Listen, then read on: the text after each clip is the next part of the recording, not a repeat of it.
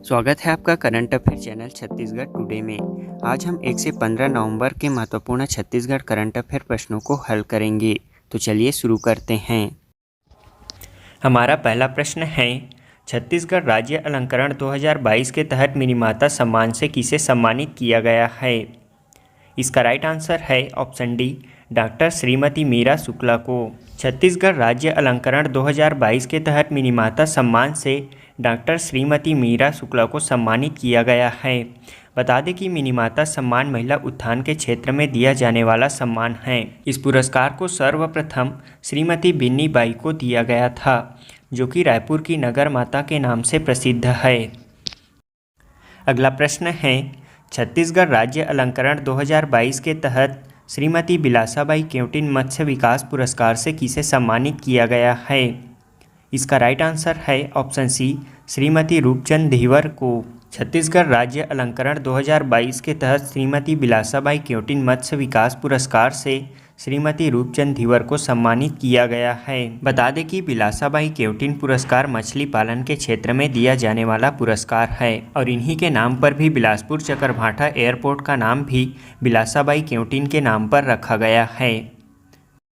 अगला प्रश्न है, छत्तीसगढ़ राज्य अलंकरण 2022 के तहत डॉक्टर खूबचंद बघेल सम्मान से किसे सम्मानित किया गया है? इसका राइट आंसर है ऑप्शन बी, श्री खेदूराम बंजारे को। छत्तीसगढ़ राज्य अलंकरण 2022 के तहत डॉक्टर खूबचंद बघेल सम्मान से श्री खेदूराम बंजारे को सम्मानित किया गया है। बता दें कि खूबचंद बघेल सम्मान कृषि के क्षेत्र में दिया जाने वाला पुरस्कार है। यह पुरस्कार सर्वप्रथम श्रीकांत गोवर्धन को दिया गया था। अगला प्रश्न है, छत्तीसगढ़ राज्य अलंकरण 2022 के तहत शहीद वीर नारायण सिंह सम्मान से किसे सम्मानित किया गया है? इसका राइट आंसर है ऑप्शन बी, श्री नारायण मरकाम को। छत्तीसगढ़ राज्य अलंकरण 2022 के तहत शहीद वीर नारायण सिंह सम्मान से नारायण मरकाम को सम्मानित किया गया है। वीर नारायण सिंह सम्मान आदिवासी एवं पिछड़ा वर्ग को दिया जाता है। यह सम्मान सर्वप्रथम आदिवासी शिक्षण समिति पाड़ीमल को दिया गया था। बता दें कि वीर नारायण सिंह छत्तीसगढ़ स्वतंत्रता संग्राम के प्रथम शहीद माने जाते हैं। उन्हीं के ही नेतृत्व में सन 1856 में सोना खान का विद्रोह हुआ था। उन्हें 10 दिसंबर 1857 को रायपुर के जय स्तंभ चौक में चार्ल्स इलियट के फैसले के अनुसार फांसी दे दी गई। अगला प्रश्न है, छत्तीसगढ़ राज्य अलंकरण 2022 के तहत गुंडाधुर सम्मान से किसे सम्मानित किया गया है? इसका राइट आंसर है ऑप्शन डी, श्री अमितेश मिश्रा को। छत्तीसगढ़ राज्य अलंकरण 2022 के तहत गुंडाधुर सम्मान से अमितेश मिश्रा को सम्मानित किया गया है। बता दें कि गुंडाधुर पुरस्कार खेल के क्षेत्र में दिया जाने वाला प्रसिद्ध पुरस्कार है। यह पुरस्कार सर्वप्रथम वॉलीबॉल खिलाड़ी आशीष अरोड़ा को दिया गया था। अगला प्रश्न है, मुख्यमंत्री श्री भूपेश बघेल ने राजधानी रायपुर में आयोजित राज्योत्सव एवं राष्ट्रीय आदिवासी नृत्य महोत्सव में कपड़े पर टाइपोग्राफ आर्ट बनवाए गए अपने स्केच का अनावरण किया। यह टाइपोग्राफ किनके द्वारा बनाया गया था? इसका राइट आंसर है ऑप्शन सी, श्रीमती अनन्या ठाकुर के द्वारा। बता दें कि मुख्यमंत्री भूपेश बघेल ने राजधानी रायपुर में आयोजित राज्योत्सव एवं राष्ट्रीय आदिवासी नृत्य महोत्सव के अवसर पर इंदिरा कला संगीत विश्वविद्यालय राजनांदगांव की छात्रा श्रीमती अनन्या ठाकुर द्वारा कपड़े पर टाइपोग्राफ आर्ट से बनाए गए स्केच का अनावरण किया। यह स्केच अनन्या ठाकुर ने छत्तीसगढ़ शासन की 32 विभिन्न योजनाओं को उल्लेखित करते हुए 11,560 शब्दों से निर्मित किया है, जिसे बनाने में उन्हें लगभग 1 महीने का समय लगा। इसके साथ ही उन्होंने इस स्केच को Guinness book of world record और इंडिया बुक ऑफ रिकॉर्ड के लिए प्रस्तावित किया है। अगला प्रश्न है, मुख्यमंत्री भूपेश बघेल ने प्रदेश के किस स्थान में छत्तीसगढ़ महतारी की 11 फीट ऊंची कांस्य प्रतिमा का अनावरण किया है? इसका राइट आंसर है ऑप्शन डी, रायपुर के कलेक्ट्रेट चौक में। मुख्यमंत्री ने राजधानी रायपुर के कलेक्ट्रेट चौक में छत्तीसगढ़ महतारी की 11 फीट ऊंची कांस्य प्रतिमा का अनावरण किया है। बता दें कि छत्तीसगढ़ महतारी की 11 फीट ऊंची एवं 1200 किलो वजन की इस कांस्य प्रतिमा का निर्माण देश के ख्याति लब्ध मूर्तिकार भिलाई के निवासी पद्मश्री J.M. नेल्सन द्वारा केवल 1 माह में तैयार किया है। इस प्रतिमा स्थल का संरचनात्मक स्वरूप रायपुर के आर्किटेक्चर श्री मनीष पिल्लेवार ने तैयार किया है। इस प्रतिमा का निर्माण जिला प्रशासन रायपुर के मार्गदर्शन में रायपुर स्मार्ट सिटी लिमिटेड एवं नगर निगम रायपुर द्वारा कराया गया है। छत्तीसगढ़ महतारी हमारे राज्य की अस्मिता, सम्मान और स्वाभिमान का प्रतीक है। छत्तीसगढ़ की माटी की परंपरा और लोक संस्कृति को बढ़ावा देने के लिए प्रतिमा स्थापित की गई है। अगला प्रश्न है, हाल ही में किस राज्य सरकार ने राष्ट्रीय स्तर के सिकल सेल रिसर्च सेंटर की स्थापना करने की घोषणा की है? इसका राइट आंसर है ऑप्शन बी, छत्तीसगढ़ सरकार ने। बता दें कि छत्तीसगढ़ में जल्द ही राष्ट्रीय स्तर के सिकल सेल रिसर्च की स्थापना की जाएगी। इसकी घोषणा मुख्यमंत्री भूपेश बघेल ने अपने निवास कार्यालय में आयोजित वर्चुअल कार्यक्रम में प्रदेश के मेडिकल कॉलेजों और जिला अस्पतालों में स्थापित नवीन सिकल सेल प्रबंधन केंद्रों का उद्घाटन करते हुए की। इस दौरान मुख्यमंत्री ने प्रदेश के 28 जिलों में सिकल सेल प्रबंधन केंद्र का उद्घाटन किया। इसके साथ ही प्रदेश के 24 जिला अस्पतालों, 9 मेडिकल कॉलेजों तथा राजधानी रायपुर स्थित सिकल सेल संस्थान छत्तीसगढ़ में सिकल सेल की निःशुल्क जांच, उपचार और परामर्श केंद्र का शुभारंभ किया गया। छत्तीसगढ़ राज्य में आयोजित राष्ट्रीय आदिवासी नृत्य महोत्सव 2022 के तहत फसल कटाई के अवसर पर किए जाने वाले नृत्य में प्रथम स्थान किस राज्य ने प्राप्त किया है? इसका राइट आंसर है ऑप्शन बी, छत्तीसगढ़ राज्य ने। बता दें कि प्रदेश में राष्ट्रीय आदिवासी नृत्य महोत्सव राजधानी रायपुर के साइंस कॉलेज मैदान में आयोजित किया था। इस दौरान नृत्य प्रतियोगिताओं को 2 श्रेणियों में पुरस्कार प्रदान किए गए। प्रथम श्रेणी है फसल कटाई के अवसर पर और दूसरी श्रेणी है पारंपरिक अवसरों और अनुष्ठानों पर आदिवासी नृत्य प्रदर्शन पर। इसमें फसल कटाई के अवसर पर दिए जाने वाले नृत्यों में छत्तीसगढ़ राज्य को कर्मा नृत्य में प्रथम स्थान मिला है। वहीं दूसरा स्थान उड़ीसा राज्य को ढेमसा नृत्य में और तीसरा स्थान हिमाचल प्रदेश को गद्दी नृत्य में मिला है। इसमें प्रथम स्थान प्राप्त करने वाले को 5 लाख रुपए, द्वितीय पुरस्कार प्राप्त करने वाले को 3 लाख रुपए और तृतीय स्थान प्राप्त करने वाले को 2 लाख रुपए दिए गए। अगला प्रश्न है, छत्तीसगढ़ में आयोजित राष्ट्रीय आदिवासी नृत्य महोत्सव 2022 के तहत पारंपरिक अवसरों और अनुष्ठानों पर आदिवासी नृत्य प्रदर्शन में प्रथम स्थान किस राज्य ने प्राप्त किया है? इसका राइट आंसर है ऑप्शन डी, सिक्किम राज्य ने। प्रदेश में आयोजित राष्ट्रीय आदिवासी नृत्य महोत्सव 2022 के तहत पारंपरिक अवसरों और अनुष्ठानों पर आदिवासी नृत्य प्रदर्शन में प्रथम स्थान सिक्किम राज्य को तमांग सेलो नृत्य में मिला है। वहीं दूसरा स्थान उड़ीसा राज्य को घुड़का नृत्य में और तीसरा स्थान झारखंड राज्य को दमकच नृत्य में मिला है।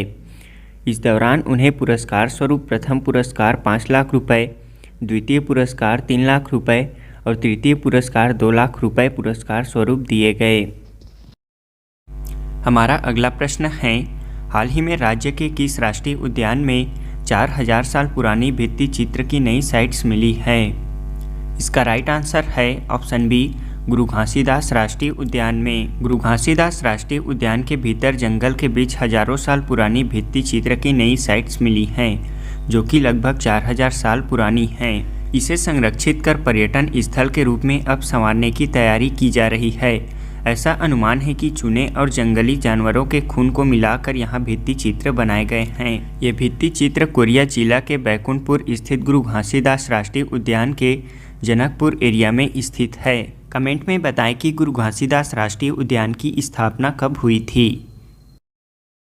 अगला प्रश्न है, राष्ट्रीय आदिवासी नृत्य महोत्सव व राज्योत्सव समापन के मुख्य अतिथि कौन थे? इसका राइट आंसर है ऑप्शन बी, हेमंत सोरेन। बता दें कि छत्तीसगढ़ राज्य स्थापना दिवस पर आयोजित 3 दिवसीय राष्ट्रीय आदिवासी नृत्य महोत्सव व राज्योत्सव का समापन समारोह 3 नवंबर को राजधानी रायपुर के साइंस कॉलेज मैदान में झारखंड के मुख्यमंत्री हेमंत सोरेन के मुख्य आतिथ्य व छत्तीसगढ़ के मुख्यमंत्री भूपेश बघेल की अध्यक्षता में संपन्न हुआ। 3 नवंबर तक चलने वाले इस महोत्सव में देश के सभी राज्यों, केंद्र शासित प्रदेशों सहित 10 देशों के जनजातीय कलाकार अपनी कला और संस्कृति की प्रस्तुति दिए। अगला प्रश्न है, हाल ही में मुख्यमंत्री भूपेश बघेल ने डांड पानी वृहद परियोजना की घोषणा की है। यह परियोजना राज्य के किस जिले में विकसित की जाएगी?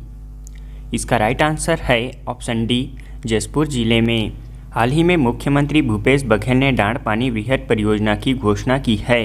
यह सिंचाई परियोजना 1600 करोड़ रुपए की लागत से जशपुर जिले में ईब नदी पर विकसित की जाएगी। यह परियोजना जशपुर जिले के कुनकुरी ब्लॉक के अंतर्गत वृहद बांध के रूप में विकसित होगा। जशपुर जिला मुख्यालय से 50 किलोमीटर व कुनकुरी से 6 किलोमीटर की दूरी पर बड़ा बांध बनाया जाना है। यह जिले की सबसे बड़ी जलाशय परियोजना है। इस परियोजना के पूरे होने के बाद किसानों को सिंचाई सुविधा का लाभ मिलेगा, बल्कि इस बांध से 5 मेगावाट बिजली का उत्पादन भी प्रस्तावित किया गया है। हमारा अगला प्रश्न है, छत्तीसगढ़ राज्य अलंकरण 2022 के तहत ठाकुर प्यारेलाल सिंह सम्मान से किसे सम्मानित किया गया है? इसका राइट आंसर है ऑप्शन बी, अशोक अग्रवाल को। बता दें कि ठाकुर प्यारेलाल सिंह सम्मान सहकारिता के क्षेत्र में दिया जाने वाला पुरस्कार है। ठाकुर प्यारेलाल सिंह राज्य के सहकारिता आंदोलन और मजदूर आंदोलन के जन्मदाता हैं। उनका जन्म राजनांदगांव जिले के दैहान गांव में हुआ था। उन्होंने सन 1909 में राजनांदगांव जिले में सरस्वती पुस्तकालय की स्थापना की थी। वहीं सन 1920 में 36 दिनों तक चलने वाले बीएनसी मिल मजदूर हड़ताल का नेतृत्व भी किया था और 1930 में पट्टा मत लो आंदोलन तथा लगान मत दो आंदोलन भी चलाया। वे राज्य के प्रथम मजदूर संघ के नेता थे। अगला प्रश्न है, छत्तीसगढ़ राज्य अलंकरण 2022 के तहत यति यतनलाल सम्मान से किसे सम्मानित किया गया है? इसका राइट आंसर है ऑप्शन डी, मदन मोहन गौशाला खरसिया को। बता दें कि यति यतनलाल पुरस्कार अहिंसा एवं गौ सेवा के क्षेत्र में दिया जाने वाला पुरस्कार है। इस वर्ष 2022 का यह पुरस्कार मदन मोहन गौशाला खरसिया को दिया गया है। अगला प्रश्न है, छत्तीसगढ़ राज्य अलंकरण 2022 के तहत पंडित रविशंकर शुक्ल सम्मान से किसे सम्मानित किया गया है? इसका राइट आंसर है ऑप्शन ए, सीताराम अग्रवाल को। बता दें कि पंडित रविशंकर शुक्ल सम्मान सामाजिक एवं आर्थिक योगदान के लिए दिया जाने वाला पुरस्कार है। यह पुरस्कार सर्वप्रथम केयूर भूषण को दिया गया था। पंडित रविशंकर शुक्ल 1 नवंबर 1956 को नवगठित मध्य प्रदेश के प्रथम मुख्यमंत्री बने थे। वे 1923 में रायपुर जिला परिषद के अध्यक्ष बने और 15 अप्रैल 1930 को रायपुर में सोडा व HCl की सहायता से नमक बनाकर कानून तोड़ा। वे 1932 में द्वितीय सविनय अवज्ञा आंदोलन के प्रथम डिटेक्टर बने थे तथा 1940 में छत्तीसगढ़ के प्रथम व्यक्तिगृह सत्याग्रही बनने का श्रेय प्राप्त हुआ और 1951 में उन्होंने रायपुर से महाकौशल नामक दैनिक पत्रिका का प्रकाशन भी किया। छत्तीसगढ़ राज्य को मिलने वाली पहली वंदे भारत एक्सप्रेस ट्रेन कहां से कहां तक चलाई जाएगी? इसका राइट आंसर है ऑप्शन ए, बिलासपुर से दिल्ली तक। बता दें कि छत्तीसगढ़ के यात्रियों को जल्द ही पहली वंदे भारत एक्सप्रेस मिलने वाली है। इस ट्रेन को बिलासपुर से दिल्ली के बीच चलाने की तैयारी की जा रही है। रेलवे बोर्ड ने इसका रूट भी तय कर लिया है। इसके चलने से बिलासपुर से दिल्ली के बीच का सफ़र करीब 13 से 14 घंटे में पूरा हो जाएगा। अनुमान अनुसार वर्ष 2023 के शुरुआती माह में छत्तीसगढ़ से वंदे भारत की पहली ट्रेन पटरी पर दौड़ने लगेगी। अगला प्रश्न है, राष्ट्रीय स्तर पर छत्तीसगढ़ से किसे सरस्वती सम्मान 2022 से सम्मानित किया गया है? इसका राइट आंसर है ऑप्शन सी, दुष्यंत वर्मा को। बता दें कि शासकीय उच्चतर माध्यमिक विद्यालय कौंदकेरा के शिक्षक दुष्यंत वर्मा को राष्ट्रीय स्तर पर सरस्वती सम्मान 2022 से सम्मानित किया गया है। देश भर के 100 नवाचारी शिक्षकों में दुष्यंत कुमार वर्मा को राष्ट्रीय सरस्वती सम्मान 2022 से सम्मानित किया गया। शिक्षक दुष्यंत वर्मा शिक्षा के क्षेत्र में कर्तव्यनिष्ठ समर्पण भाव से उत्कृष्ट नवाचारी शैक्षणिक गतिविधियों द्वारा बच्चों की प्रतिभा को उभारने में हमेशा प्रयासरत रहते हैं। उन्हें वर्ष 2020-21 में ज्योतिबा फुले शिक्षा मित्र अवार्ड से भी सम्मानित किया जा चुका है। अगला प्रश्न है, छत्तीसगढ़ के किस राष्ट्रीय उद्यान में बर्ड काउंट इंडिया एवं birds and wild life of Chhattisgarh के सहयोग से पक्षियों का सर्वेक्षण किया जाएगा? इसका राइट आंसर है ऑप्शन बी, कांगेर घाटी राष्ट्रीय उद्यान में। बता दें कि छत्तीसगढ़ के बस्तर अंचल स्थित कांगेर घाटी राष्ट्रीय उद्यान में पक्षियों का सर्वेक्षण कराया जाएगा। यह सर्वेक्षण बर्ड अकाउंट इंडिया एवं birds and wild life of Chhattisgarh के सहयोग से किया जाएगा। इसके तहत छत्तीसगढ़ में पहली बार कांगेर घाटी पक्षी सर्वेक्षण का कार्य आगामी 25 से 27 नवंबर तक किया जाएगा। इस पक्षी सर्वेक्षण में देश के 11 राज्यों के 56 पक्षी विशेषज्ञों का चयन किया गया है। इस दौरान छत्तीसगढ़ सहित महाराष्ट्र, मध्य प्रदेश, कर्नाटक, तेलंगाना, आंध्र प्रदेश, गुजरात, केरल, पश्चिम बंगाल, उड़ीसा व राजस्थान से प्रतिभागी इस पक्षी सर्वेक्षण में शामिल होंगे। अगला प्रश्न है, छत्तीसगढ़ के उस प्रख्यात चेस खिलाड़ी का क्या नाम है जिन्हें भारतीय शतरंज टीम का कोच नियुक्त किया गया है? इसका राइट आंसर है ऑप्शन ए, किरण अग्रवाल। बता दें कि छत्तीसगढ़ की प्रख्यात अंतर्राष्ट्रीय शतरंज खिलाड़ी किरण अग्रवाल को अखिल भारतीय शतरंज महासंघ ने भारतीय शतरंज टीम का कोच नियुक्त किया है। किरण अग्रवाल 13 से 23 नवंबर तक श्रीलंका में आयोजित होने जा रही कॉमनवेल्थ चेस चैंपियनशिप में शामिल होने वाली 16 सदस्यीय भारतीय टीम में बतौर कोच शिरकत करेंगी। इसके पूर्व उन्होंने 2004 में भारतीय शतरंज टीम की कोच बनने का गौरव हासिल किया था। वे प्रदेश की एकमात्र महिला शतरंज खिलाड़ी हैं जिन्हें वीमेन फिडे मास्टर का टाइटल विश्व शतरंज महासंघ की ओर से प्रदत्त किया गया है। अगला प्रश्न है, छत्तीसगढ़ के किस स्थान में हर साल कार्तिक पूर्णिमा पर विशाल मेला का आयोजन किया जाता है?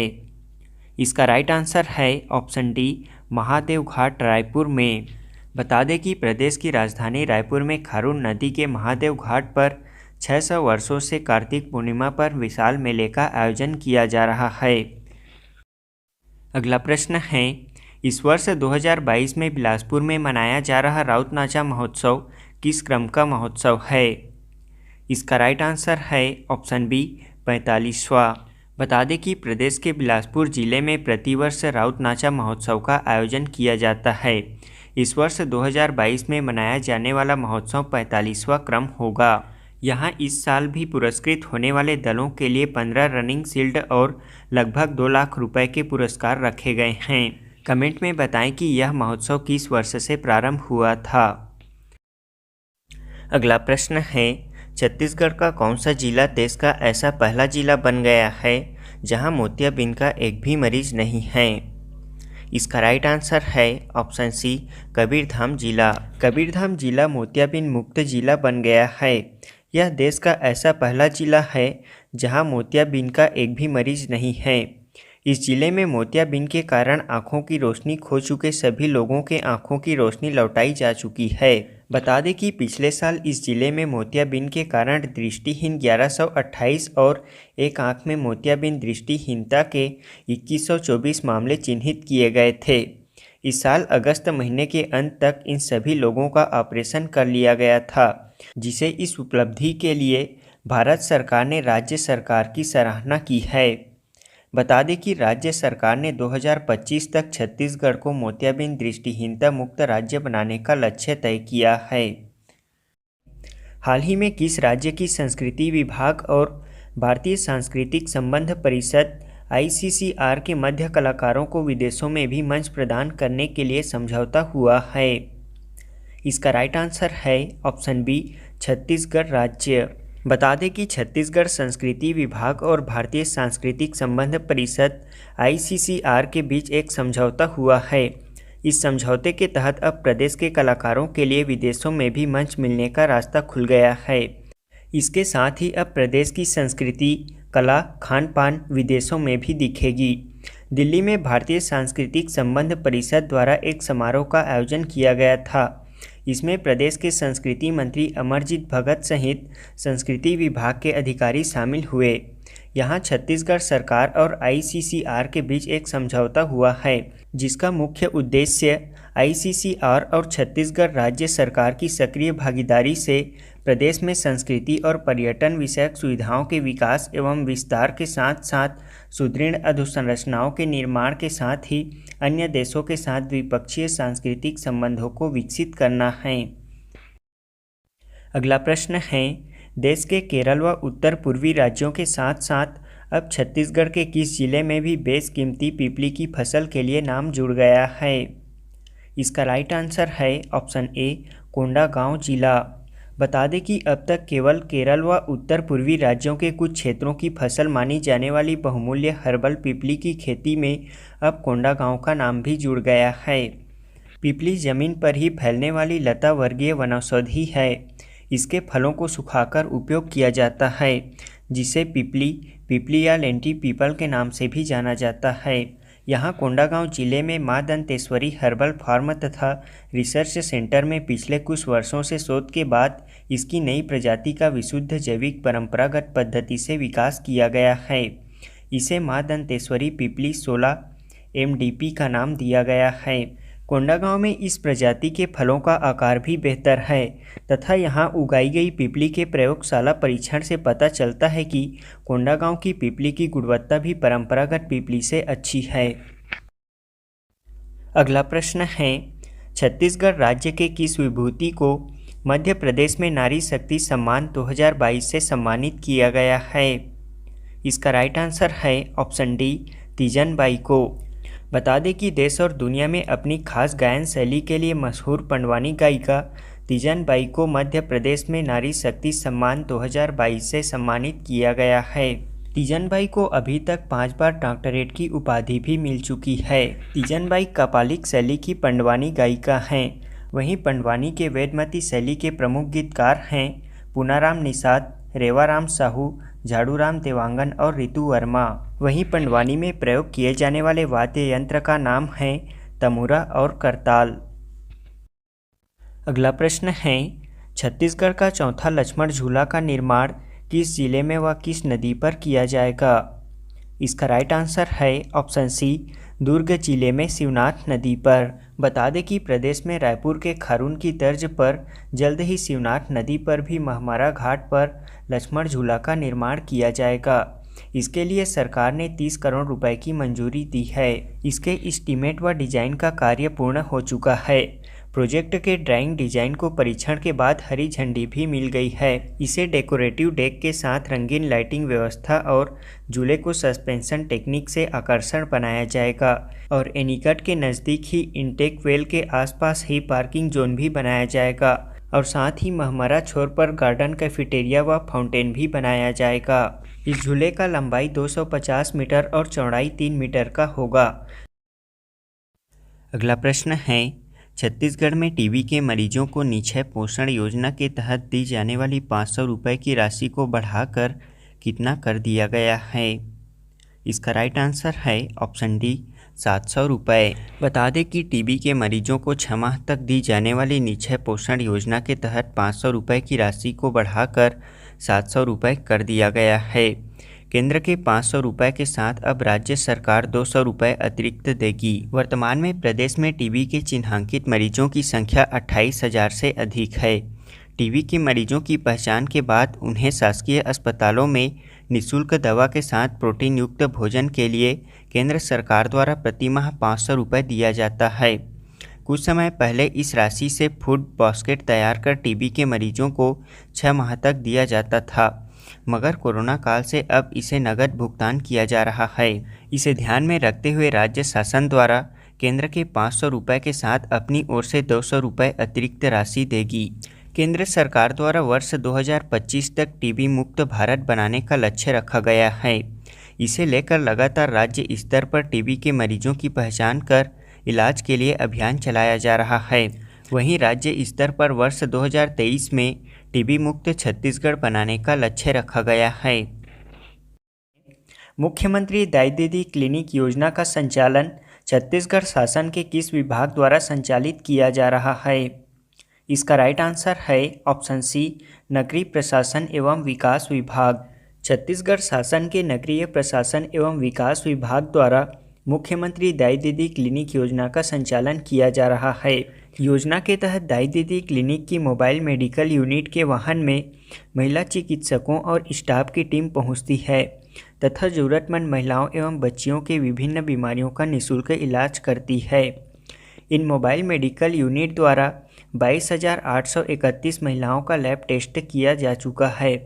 इसके साथ ही 1,22,169 महिलाओं को निःशुल्क दवाइयाँ भी दी गई हैं। मुख्यमंत्री दाई दीदी मोबाइल क्लिनिकों के माध्यम से अब तक राज्य में करीब 1709 कैंप लगाए जा चुके हैं।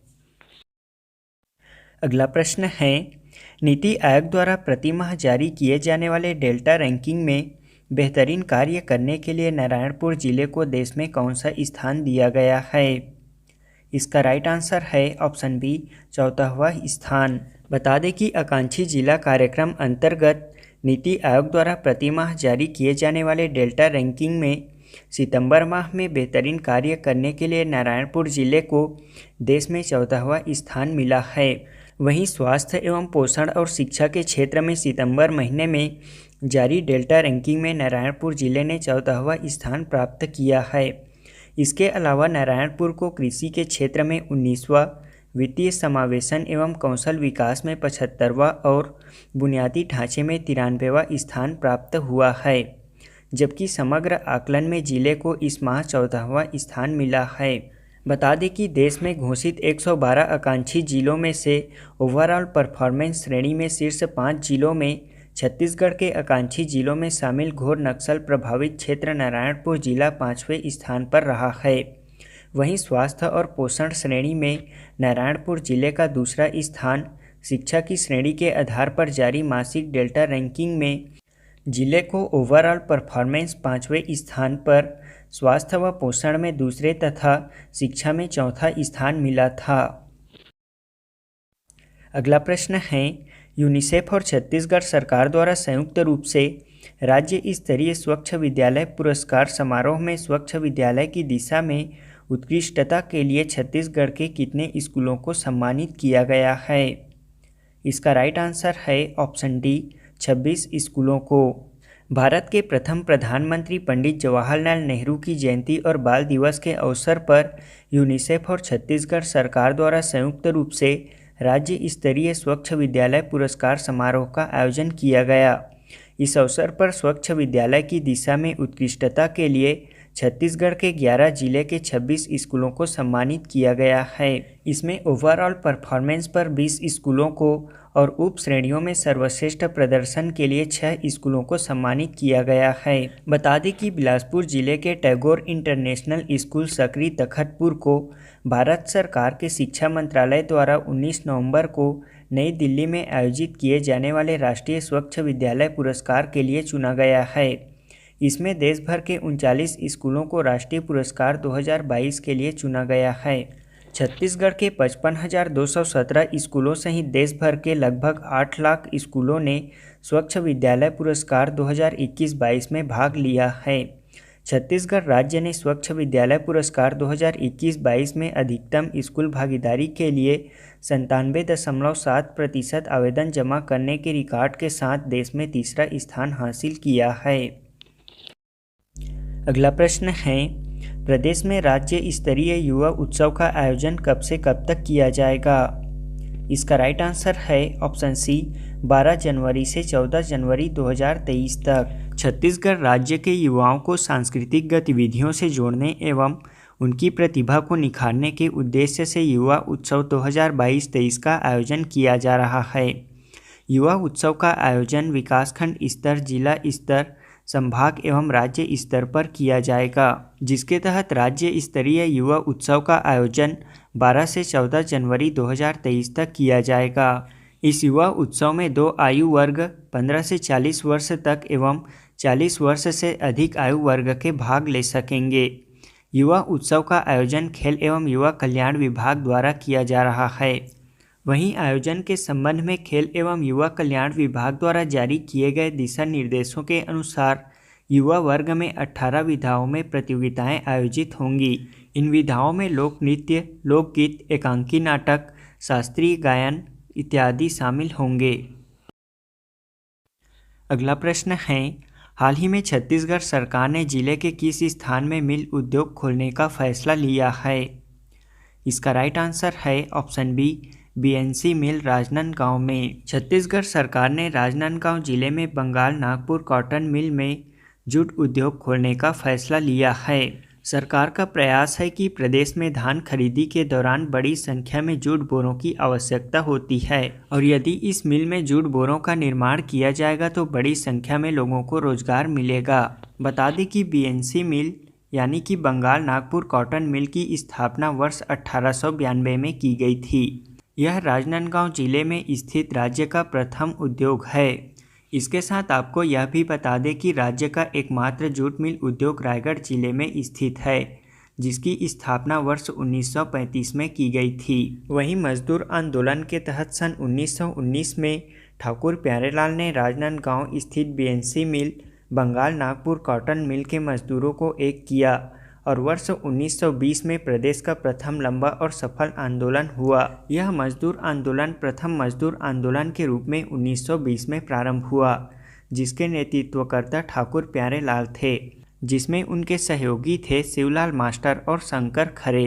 इस प्रकार 1920 में ठाकुर प्यारेलाल सिंह ने देश की पहली लंबी एवं सफल आंदोलन का नेतृत्व किया। यह आंदोलन 36 दिनों तक चला था और इसी आंदोलन के दौरान 1920 में श्रमिक नेता वीवी गिरी का आगमन राजनांदगांव में हुआ। इस आंदोलन की मांग थी कि मजदूरों की कार्य अवधि 8 घंटे निर्धारित की जाए और साथ ही कार्य करने की स्थिति में सुधार एवं वेतन वृद्धि शामिल थी। अब छत्तीसगढ़ सरकार भी राजनांदगांव के बीएनसी मिल में जूट उद्योग खोलने जा रही है। अगला प्रश्न है, दिल्ली में आयोजित FICCE agri startup summit and awards 2022 में छत्तीसगढ़ से किसे मोस्ट इनोवेटिव एग्रीकल्चर स्टार्टअप का अवार्ड दिया गया है? इसका राइट आंसर है ऑप्शन ए, रितेश कुमार टांग को। बता दें कि FICCE agri startup summit and awards 2022 का आयोजन दिल्ली में किया गया। इसमें दुर्ग के रितेश कुमार टांग को मोस्ट इनोवेटिव एग्रीकल्चर स्टार्टअप का अवार्ड दिया गया है और यह अवार्ड इलेक्ट्रिक स्प्रेयर मशीन के लिए दिया गया है।